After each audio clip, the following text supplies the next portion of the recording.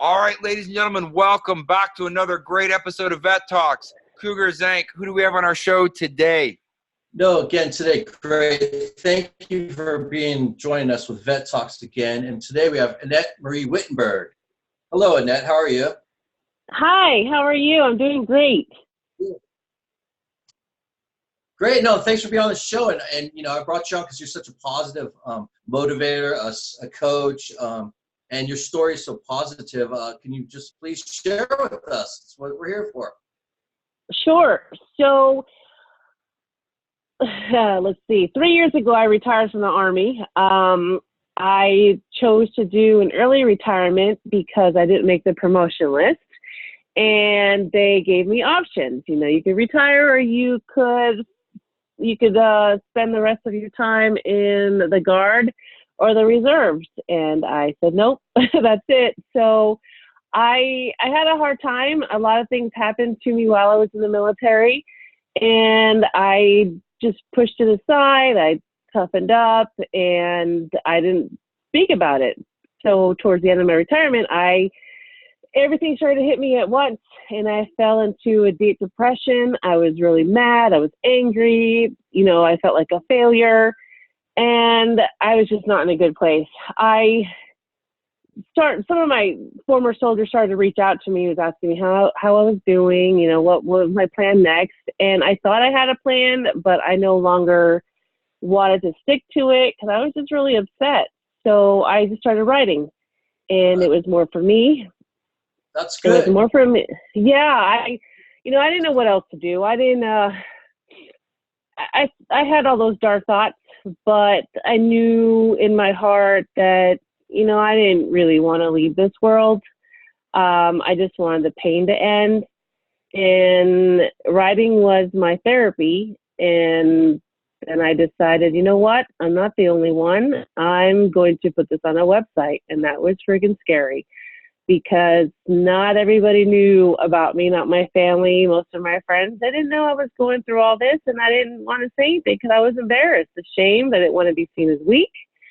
And I got another vet to help me, and I published the website for everyone to see. So, well, that's good. It was. Well, to share that and to get it off your your chest, and to finally bear that. Writing has saved me a lot. So, and being not in a regimental life now too is different. Transitioning over to civilian life as well. It is. It's very hard. Very hard for some.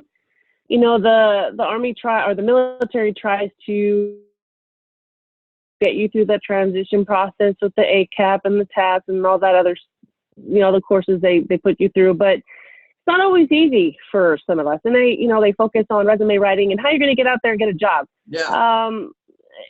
They forgot about the mental health aspect. Yeah. Some of us just can't go out there and be like, okay, one job to the next. It doesn't work that way. And so I try to help people with that part too, the transitioning, because it's not easy at all, especially when you don't know what you want to do. No, that's great. What was the website again, and what year when did you start the website, and what year was it? I started at the end of 2016, and I called it awildridecalledlife.com. Great. Okay. Mm-hmm. And then you're also coaching still and staying connected, which is good. Yes. I felt that it was not only helping me, but I was also able to talk to other people who were not really wanting to share with everybody, but they just want to talk to one person who's actually, been there and understands what they're feeling. No, and just keep on the show. Go ahead, Tom. I was saying that when you got transitioned out, which was only 3 years ago, right? There really wasn't anything readily available for you, was there? Not as much as there is now. There seems to be a lot more now. I still don't think it's all great yet. I think there needs to be more improvement, but no, I didn't have all that back then. So real quickly, and you were a major in the Army. What was your field? I was a chemical officer, 74 Alpha. So a lot of people serving in the military that obviously serve in a chemical field feel that's a pretty easily transitionable field to get a job in, right? And it was not so easy just to find a job when you walked out of the military, right? It was not so easy just to transition all of your skill set, your training, your background into the commercial market. Right. No, it was not easy to put that into English on paper. Okay. Yeah. Well, we have an awesome opportunity then for veterans. First of all, they can visit your website. Let's have that website again. awildridecalledlife.com. awildridecalledlife.com. awildridecalledlife.com, where you can go and see not only Annette's story, but you can reach out to her. And we also have an opportunity for veterans to get that transitional MOS conversion to a resume. We have multiple nonprofits within our networks, but one that we'd like to bring up as a special operations charity network is going to have a program where veterans will be able to convert their MOS to a transition. We also have Diaz recruiting services, which will help veterans immediately find staffing. So we just had a segment with Martha Diaz, and so she's put up a service to help people to find that job so you can take your chemical background and convert it to an employment job. However, I'd like to bring up one more thing, Annette. When you first got out, you didn't really want to jump into a job, did you? Not really. I think I needed to decompress. Little time off. A little time off. Well, you earned it. Yeah. And how many years were you in? 17 years and 4 months.